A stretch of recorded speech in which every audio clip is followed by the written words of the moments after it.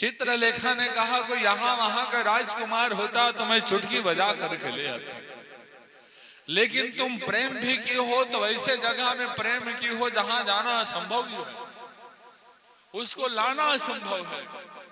उषा ने कहा मेरे लिए तो इतना नहीं कर सकती।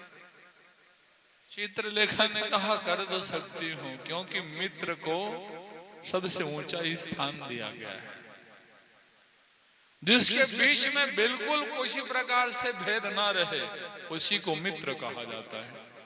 इसीलिए कहा गया है मन मिले तो मित्र बनाओ और चित मिले तो चेला, नहीं तो चलते रहो, दुनिया में नहीं पालना है झमेला। जिसको पाए उसे मित्र बना करके अपना बर्बाद नहीं करवा लेना चाहिए। चित्रलेखा बोली चिंता ना कर, मैं तो इंतजाम करती हूँ। रात के समय अनिरुद्ध को चित्रलेखा चुरा करके ले आई। अब उषा अपने कक्षा के अंदर उसको रख ली। दूसरे दिन जब अनिरुद्ध ने उषा को देखा तो उसे भी प्रेम हुआ। ये कोई किसी के प्रति प्रेम होता है तो इसमें इंसान का दोष नहीं, ये तो परमात्मा की इच्छा से ही हो जाता है। अब हो गया सो हो गया।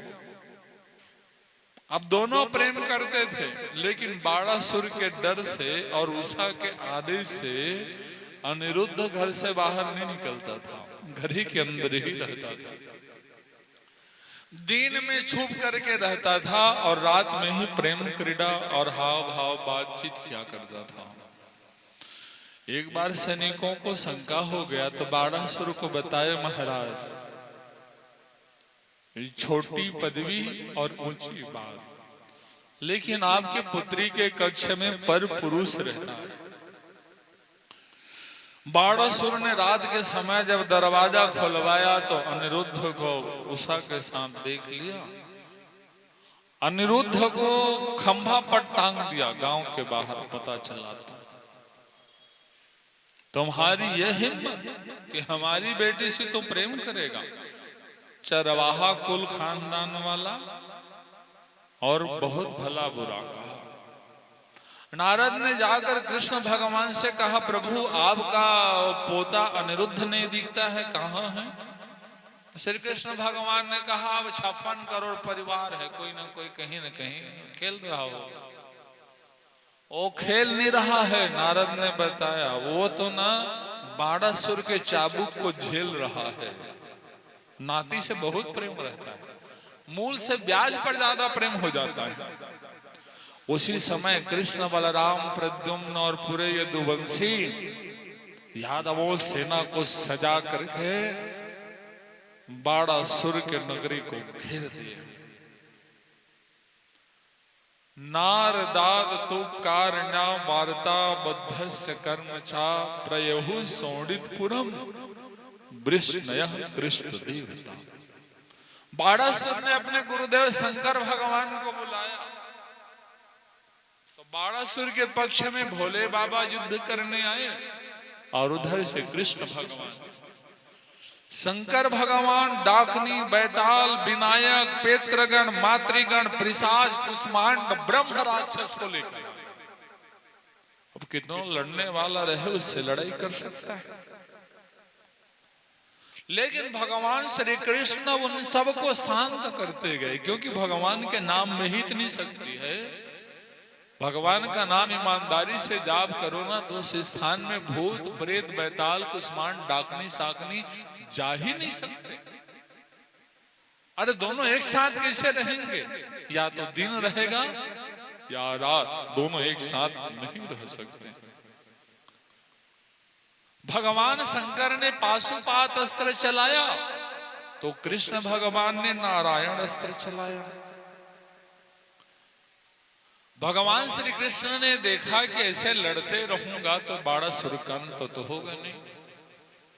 बाणासुर को जब 1000 भुजा मिला था तो बाणासुर शंकर भगवान से कहा प्रभु आपने 1000 तो भुजा दे दिया, लेकिन कोई लड़ने वाला नहीं मिल रहा है। बड़े बड़ी नदी को पार होना रहता था तो एक भुजा के ऊपर 2 भुजा बना करके पुलिया और बांध बना देता था। भगवान शंकर ने एक लाल झंडा दे दिया और बोला अपने महल के ऊपर टांग देना, जिस दिन ये झंडा टूट जाएगा समझ जाना तुम्हारा भुजा को ठीक करने वाले ने अवतार ले लिया है। और आज झंडा टूट गया, पक्का विश्वास हो गया। तब भगवान श्री कृष्ण ने जम्हाई देवी को याद किया, जम्हाई लेने लगे, उसमें ज्वर भी छोड़ा गया। शंकर भगवान ने माहेश्वर ज्वर छोड़ा तो विष्णु भगवान ने अंतरा ज्वर, तिजरा ज्वर, विषम ज्वर और आजकल के बोल चाल में मलेरिया बुखार को प्रकट कर दिया।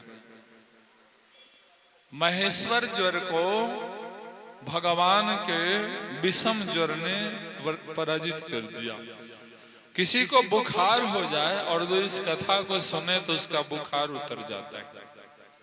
पहले कोई डॉक्टर वैद्य के पास थोड़ी जाते थे, इसे कथा करवा करवा के तो बीमारी ठीक करवा लेते थे।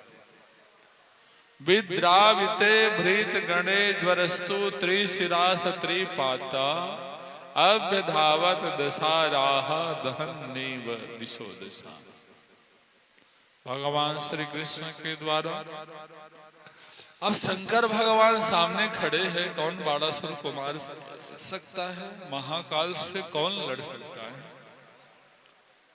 शंकर भगवान को जम्हाई प्रकट करवा दिया भगवान श्री कृष्ण ने। और जब शंकर भगवान जम्हाई लेने लगे तभी भगवान श्री कृष्ण ने चक्र चला करके 998 भुजाओं को गिरा दिया।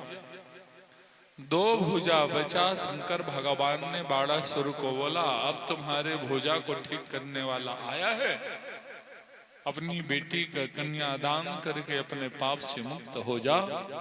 तो बाणासुर ने उषा के विवाह अनिरुद्ध के साथ